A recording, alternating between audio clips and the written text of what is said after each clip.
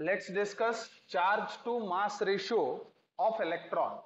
इसका मतलब होता है इलेक्ट्रॉन का चार्ज डिवाइडेड बाय इलेक्ट्रॉन का mass, that is called charge to mass ratio. अब ये काम जे जे थॉमसन जी ने किया था। So J J Thomson was able to determine the charge to mass ratio of electron in 1897. So J.J. Thomson, J.J. Thomson in 1897 measured electrical charge to mass ratio of an electron और ये चीज उन्होंने किया using cathode rays, by using cathode ray tube, using cathode ray tube.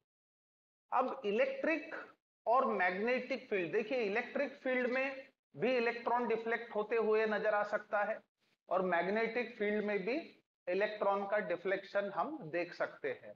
ये deflections अलग होंगे electric और magnetic field में, लेकिन अगर बिना फील्ड के आप इलेक्ट्रॉन को प्रोजेक्ट करें तो electron could travel without showing any deflection, यानी वो पाथ उसका अलग होगा।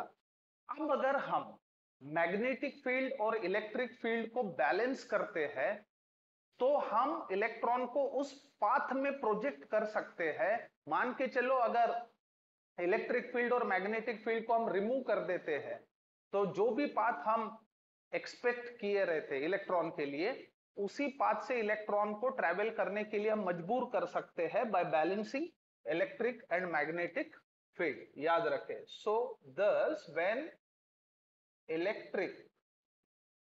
electrical and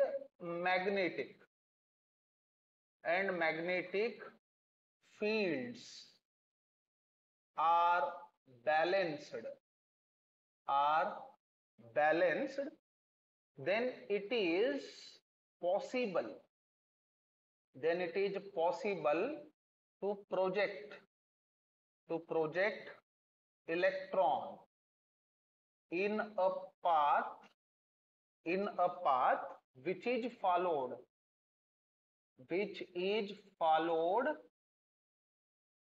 in absence of electrical or magnetic field. याद रखें, इलेक्ट्रिकल और मैग्नेटिक फील्ड को रिमूव करने के बाद इलेक्ट्रॉन जो पाथ फॉलो किया रहता उसी पाथ से हम इलेक्ट्रॉन को प्रोजेक्ट कर सकते हैं अगर हम इलेक्ट्रिक और मैग्नेटिक फील्ड को बैलेंस कर पाते हैं तो। अब देखिए ये जो डिफ्लेक्शन है, extent of deflection of charged particle in electric और मैग्नेटिक फील्ड कुछ तथ्यों पे आधारित है, कुछ पॉइंट्स पे आधारित है अकॉर्डिंग टू थॉमसन, वो हम अभी देखेंगे। So according to Thomson the extent of deviation of particle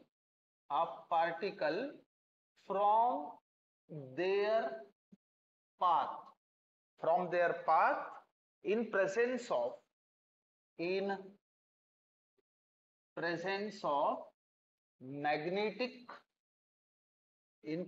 of magnetic or electrical field, depends upon।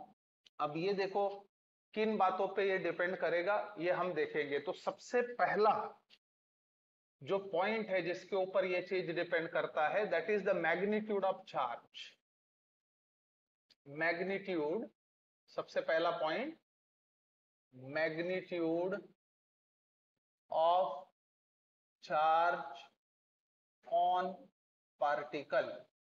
अब थॉमसन साहब ने इलेक्ट्रॉन के रिस्पेक्ट में ये चीज किया था, तो definitely electrons are negatively charge, तो उसके ऊपर कितना नेगेटिव चार्ज है, इस बात का इस डिफ्लेक्शन से गहरा असर है। तो याद रखें, जितना मैग्नीट्यूड ऑफ चार्ज पार्टिकल के ऊपर ज्यादा होगा, डेफिनेटली डिफ्लेक्शन भी उतना ज्यादा होगा, एक्सटेंट ऑफ डिफ्लेक्शन ज्यादा हमें देखने को मिलेगा।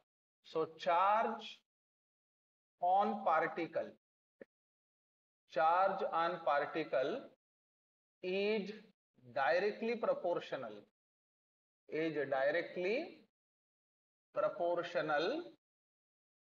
to the extent of deflection, इस बात का मतलब होता है कि जितना मैग्नीट्यूड ऑफ चार्ज पार्टिकल का ज्यादा, उतना एक्सटेंट ऑफ डिफ्लेक्शन जो है वो ज्यादा देखने को मिलेगा।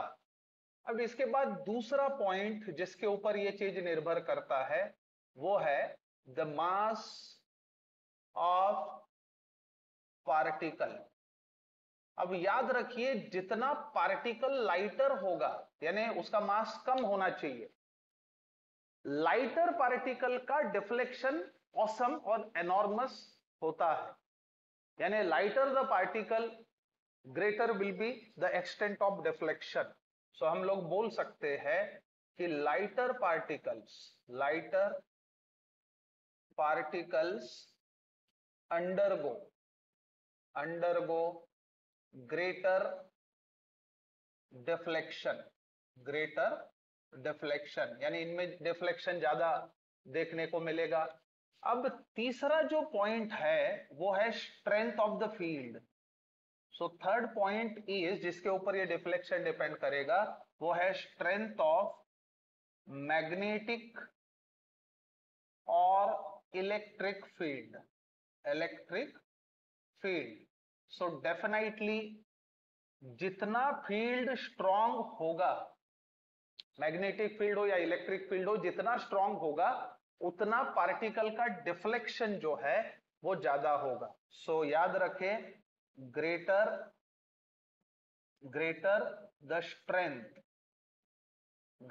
द स्ट्रेंथ ऑफ मैग्नेटिक और electric field, greater will be the extent of deflection of particle, यानी चार्ज्ड पार्टिकल का डिफ्लेक्शन उतना ज्यादा होगा। सो कितना एक्सटेंट ऑफ डिफ्लेक्शन है इलेक्ट्रॉन के रिस्पेक्ट में, वो स्टडी करने के बाद, यानी मैग्नेटिक या इलेक्ट्रिक फील्ड में इलेक्ट्रॉन का डिफ्लेक्शन का एक्सटेंट क्या है, वो देखने के बाद charge to mass ratio electron का जो है वो डिटरमाइन किया गया। So on the basis of extent of deflection of electron in electric or magnetic field, Thomson साहब ने क्या किया? थॉमसन